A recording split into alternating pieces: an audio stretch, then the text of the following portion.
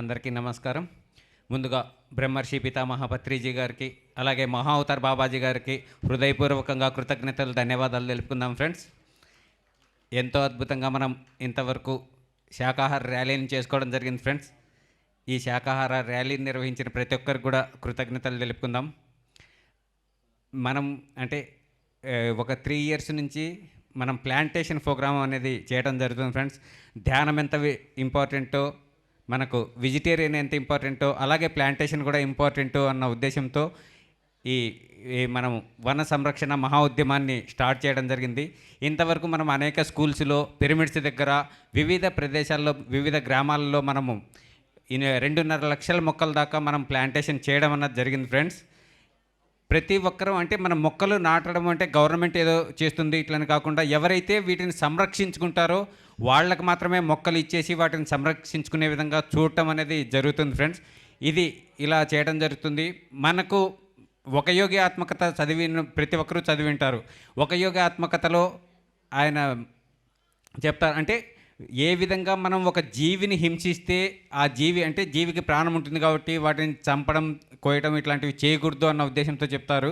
అదేవిధంగా ఒక యోగి ఆత్మకథలో యోగానంద పరమహంస గారికి సైంటిఫిక్గా రుజువు చేసి చూపించడం జరుగుతుంది. అంటే ఒక చెట్టును కొట్టేస్తే అది ఎంత బాధపడుతుంది, అది ఎలా మనం కొట్టేయడానికి వెళ్తే ఎలాగ ఫీల్ అవుతుంది, అదే మనం ప్రేమతత్వంతో ఉండడానికి వెళ్తే ఎలా ఫీల్ అవుతుంది అన్నది ఆయన ఒక యోగి ఆత్మకథలో చెప్పడం జరిగింది ఫ్రెండ్స్. అలాగే మనకు పత్రికారు చెప్తుంటారు, సీతాయనం కానీ, మనం అనస్థీషియా కానీ బుక్కులు చదివి ఉంటాం. అనస్థీషియా బుక్కు ప్రతి ఒక్కరికి చాలా సార్లు చెప్పింటారు. ఇంగ్లీష్ వచ్చిన ప్రతి ఒక్కరు కూడా ఆ బుక్ చదవాలనేసి. ఆ బుక్లో అంతా ప్రకృతితో మన సహజీవనం గడిపితే ఎలాగుంటాము అన్నదే చెప్పడం జరిగింది ఫ్రెండ్స్. అలాగే మనం కూడా ప్రతి ఒక్కరం కూడా ఇంతకుముందు చూసింటే మన ఇళ్ళల్లోనే పెద్ద పెద్ద వృక్షాలు ఉండేటివి ఫ్రెండ్స్. కానీ ఇప్పుడు మనం ఎప్పుడైతే ప్రకృతికి దూరం అవుతున్నామో అప్పుడు అనారోగ్యాలకు దగ్గర అవుతున్నాం.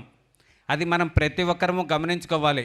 మనం విపరీతంగా ఉన్న చెట్లన్నింటినీ కొట్టేసుకుంటూ కాంక్రీట్ జంగిల్గా తయారు చేస్తున్నాం. ఇలాగే చేసుకుంటూ వెళ్తే మన పిల్లలు వెనకాల ఆక్సిజన్ సిలిండర్లు వెనకాల పెట్టుకొని తిరిగే కాలం అతి త్వరలోనే ఉంటుంది ఫ్రెండ్స్. దీనికి మనం ఎంతైతే చేయగలుగుతామో అది మనం ఒక పిరమిడ్ మాస్టర్లుగా ఉండేసి, పత్రికారు ఇప్పుడు చెప్పారు, ప్రకృతి వాళ్ళు సార్ చెప్పడం జరిగింది, నేను ప్రతి సంవత్సరం కూడా మొక్కలు నాటడానికే ఇక్కడికి వస్తాను. ఈ ప్రదేశం అంతా ఎవరు ఎక్కడ ఉంటే అక్కడంతా కూడా మొక్కలు నాటాలి, వాటిని సంరక్షించాలి అనేసి సార్ చెప్పడం జరిగింది ఫ్రెండ్స్.